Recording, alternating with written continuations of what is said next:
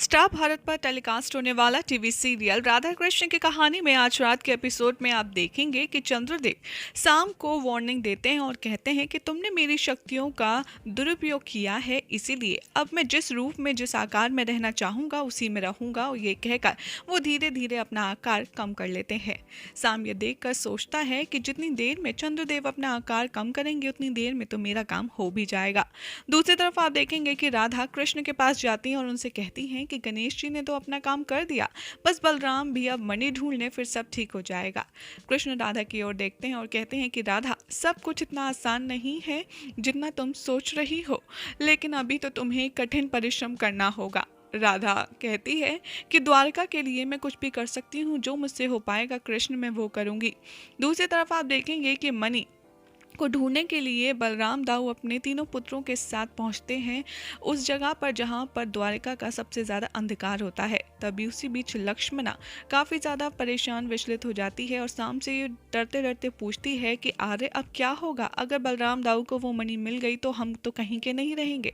शाम लक्ष्मणा को विश्वास दिलाता है और कहता है कि तुम चिंता बिल्कुल भी मत करो, शाम की छुपाई हुई मणि कभी भी किसी को नहीं मिल सकती और हम धीरे धीरे चंद्रदेव की शक्तियाँ बढ़ा रहे हैं और वो हमारा साथ ही देंगे।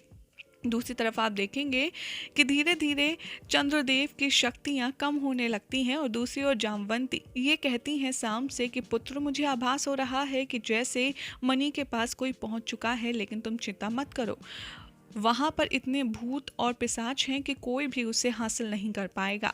उधर बलराम दाऊ ढूंढते ढूंढते मणि को उस गुफा के बाहर पहुंच जाते हैं जहां पर सामने वो छुपाई होती है और बलराम यहां पर बहुत कोशिश करते हैं उन भूत पिशाचों से लड़ने की, लेकिन वो अंततः हार जाते हैं। और फिर बलराम दाऊ अपनी शेषनाग की शक्तियां दिखाते हैं और हर तरफ प्रकाश फैल जाता है, किसी को कुछ नहीं नजर आता। और जब बलराम दाऊ गुफा से बाहर निकलते हैं तो उनके हाथ में मणि होती है, जैसे देखकर उनके पुत्र काफ़ी ज़्यादा प्रसन्न हो जाते हैं।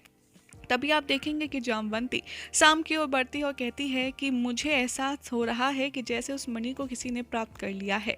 शाम और लक्ष्मणा दोनों ही परेशान हो जाते हैं और तभी शाम कहता है कि सभी लोग चंद्रदेव का जाप करो ताकि उनकी शक्तियां बढ़ जाएं, और जब तक मैं कोशिश करता हूं कि मणि को सुरक्षित जगह पर रख पाऊं। लेकिन एक तरफ आप देखेंगे कि धीरे धीरे चंद्रदेव बहुत ज़्यादा कमज़ोर होने लगते हैं और राधा कृष्ण से कहती हैं कि अब मुझे अपना कार्य करना होगा और ये कार्य करने के लिए मुझे यहाँ से जाना होगा। पीछे पीछे श्री कृष्ण भी राधा रानी के जाते हैं। शाम कहता है राधा के समीप आकर के ये सब कुछ द्वारका में जो हो रहा है वो सिर्फ और सिर्फ इस राधा की वजह से हो रहा है। राधा के द्वारका में होने से ही ये सारी विपदा आई है, राधा की वजह से ही द्वारका में ये प्रलय आई है, सिर्फ राधा ही है इस पूरी समस्या का उपचार। यहाँ पर राधा और शाम के बीच बहस होगी, जहाँ पर अंततः राधा शाम को ये चुनौती देती आएंगी नजर कि अब मैं भी शाम की तरह ही तपस्या करूँगी और अब मैं सूर्यदेव की शक्तियाँ बढ़ाऊँगी। जिस तरह जल में शाम ने चंद्रदेव की शक्तियाँ बढ़ाई थी, ठीक उसी तरह मैं भी जल के अंदर जा कर के कठोर तप करूँगी और फिर मैं सूर्यदेव की शक्तियों को और भी ज़्यादा बढ़ाऊँगी। शाम सोचता है कि राधा जल में जीवित तो रह नहीं पाएगी और दूसरी तरफ कृष्ण भी राधा की बात सुनकर डर जाते हैं। कृष्ण कहते हैं राधा से कि मैं जानता हूँ तुम कर्म करने जा रही हो, ये कर्म तुम्हारा है, लेकिन तुम मेरी हो राधा, इसीलिए मुझे तुम्हारी बहुत चिंता हो रही है। राधा कृष्ण को समझाती हैं और ये कहकर वो पानी के अंदर चली जाती हैं तप करने के लिए।